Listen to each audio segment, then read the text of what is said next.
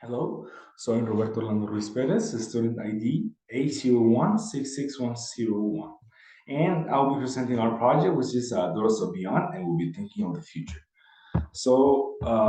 This is our team. This is the team that work on the project and the presentation. And of course, today it'll be just presented by myself. So we first gotta know what is Duracell. So Duracell is an American company founded by Philip Rogers and Samuel Rubin in 1924. They produce alkaline batteries and intelligent power systems. Of course, their mascot is the pink rabbit that we all know and is very characteristic. For the SWOT analysis, we have that Duracell strengths. It's brand value. Most people prefer Duracell. Their innovation, they also innovate in things with, for example, the alkaline battery that actually, if you press the button, told you how much battery you had left. A strong distribution network, they distribute globally. Brand icon, the pink rabbit that it was stolen by Energizer, but it's still their brand icon. For their weaknesses, we have poor differentiation. It's hard to differentiate them from Energizer since they do basically the same. Excessive technology changes. The world is changing in a phase that we can't even keep up with, and this is very hard for companies. Another weakness would be the high cost of tech. The better the tech is, the more expensive it gets. So for their opportunities would be to a product and service expansion to enter new markets, new type of products, new type of services, and this would be an opportunity for Duracell. The growing demand for electronic products.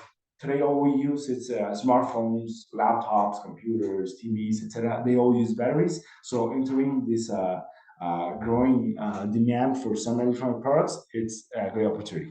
Another opportunity will be the innovation. If they keep innovating and they get better and better, of course, they will get more market share. The threats, it's of course, it's competition. Even when it's not a lot, what they have it's very strong. Their competition is very strong.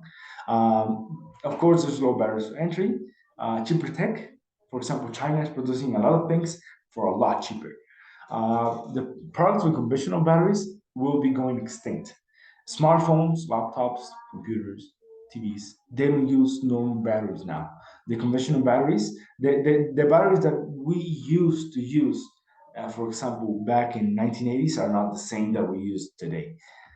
So for our project, of course, I said it's called Duracell Beyond.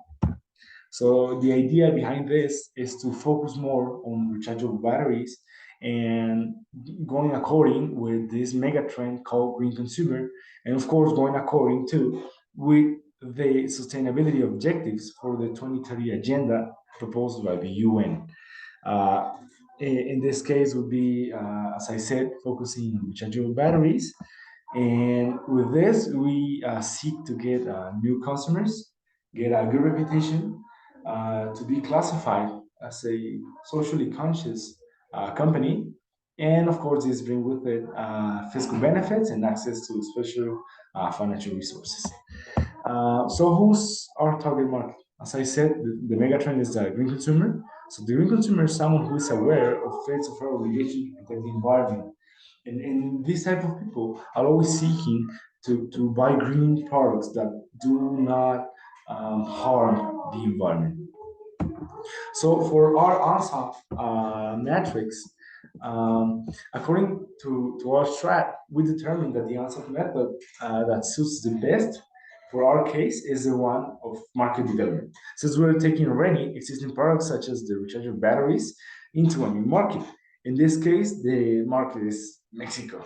We want to implement this tech here in Mexico, but like focus all of our resources in Mexico for rechargeable batteries. No more alkalines.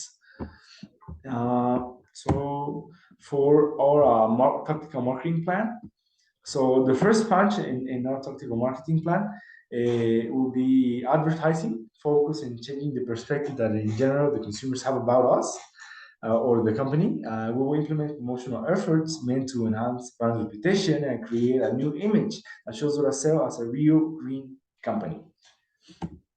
Um, the punch number two is distributing, dispersing. Of course, we will use social media since most of communication is social media.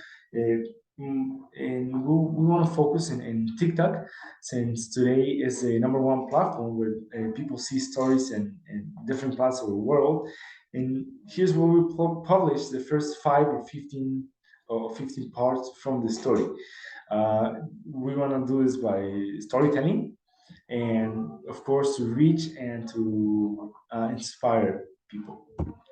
Uh, the final punch of our marketing tactical plan is brand activation, the implementation of sustainable goods that drive consumers to action, to brand interaction and experience. The purpose is to engage consumers with Duracell Green Consumer Company by inviting them to dispose their alkaline batteries. In this case, if you insert 4 alkaline batteries, you will receive a rechargeable battery. This is the idea. So the whole duration of this whole campaign in value proposition, we're thinking about 6 months, since it's a mostly a marketing um, proposition. So it will be half a month for research, a month for planning, another kind of a month for design, and we hope to be getting results in month number 6. So for our KPIs, we want to reduce the consumer acquisition cost. Right now, it's not that high, but we want to still reduce it even more with this green consumers and this new this this yeah, this new action that we're trying to implement here. We want to increase the consumer lifetime value. We want our consumers to stick around with us for what we are, for because that we're green, or what. In this case, occupying more market share. We want to increase all social media reach and engagement. We want, in this case, the KPI will be to increase 50% by 50% the followers that we have on Instagram. And yeah, this is our value proposition. I thank you all for listening, and see you around next time. Thank you.